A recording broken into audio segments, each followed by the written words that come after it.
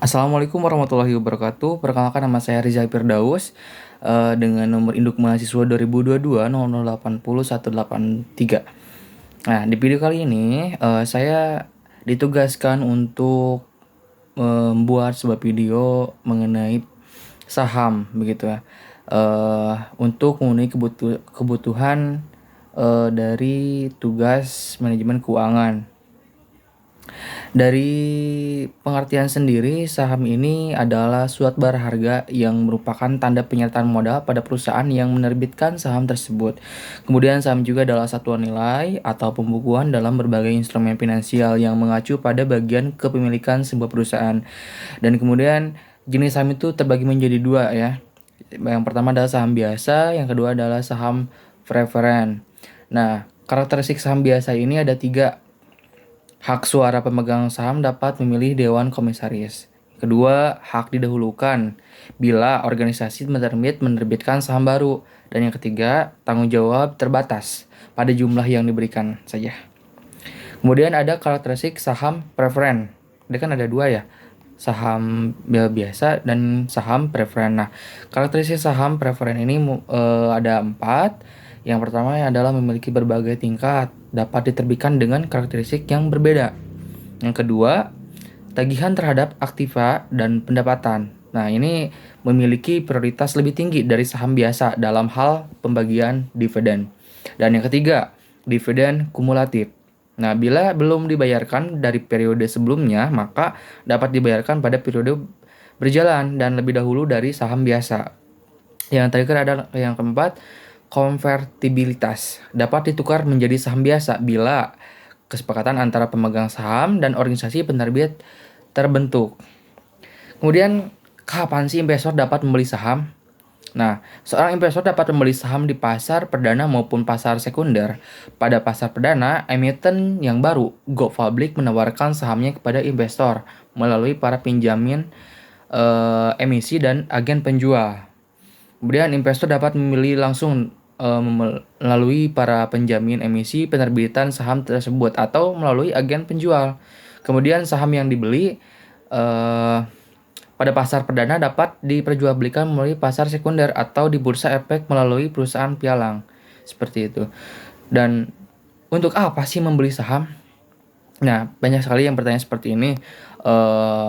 Membeli saham merupakan alternatif lain dalam mengamankan dan sekaligus meningkatkan nilai kekayaan. Dalam kata lain, dalam hal ini kekayaan berupa uang. Jadi, mengamankan dan meningkatkan kekayaan bisa dalam bentuk berbagai macam. Misalnya, celengan, menyimpan di bank, dibelikan emas, dibelikan tanah, dibelikan apartemen, dan masih banyak lain. Nah, selanjutnya ada juga pertanyaan seperti ini. Mengapa harus memilih saham untuk investasi? Mengapa harus memilih saham untuk investasi? Karena lebih menguntungkan. Sebab kelebihan menabung dengan cara memiliki saham adalah kemampuannya memberikan keuntungan yang tidak terhingga. Tidak terhingga ini bukan berarti keuntungan investasi saham bisa sangat besar dalam rupiahnya, tetapi tergantung pada pembagian perusahaan penerbitnya. Apabila perusahaan penerbit mampu menghasilkan laba yang besar, maka ada kemungkinan para pemegang sahamnya akan menikmati keuntungan yang besar juga. Dan juga mekanisme perdagangan saham di Indonesia itu seperti apa? Yang pertama yang perlu dilakukan adalah investor harus menjadi nasabah dan perusahaan efek dahulu. Investor membuka rekening dengan membayarkan deposit sejumlah 25 juta rupiah.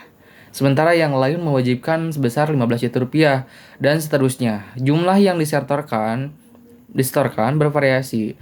Pada dasarnya batasan minimal atau jumlah ya nominal membeli saham tidak ada, tapi di Bursa Efek Indonesia pembelian minimal 500 lembar atau 1 lot. Misalnya harga saham perusahaan XYZ senilai 100 juta rupiah misalnya ya. Maka dana minimal yang dibutuhkan untuk membeli 1 lot sama dengan 50 juta rupiah atau 500 lembar dikali 100 ribu. Nah, transaksi penjualan atau pembelian dapat dilakukan pada hari bursa.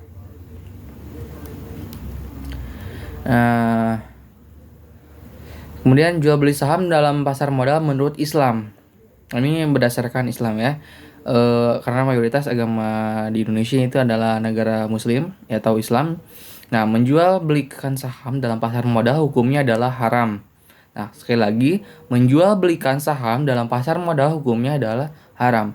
Walaupun bidang usaha perusahaan ada halal, maka dari itu dengan sendirinya keberadaan pasar modal itu sendiri hukumnya juga haram.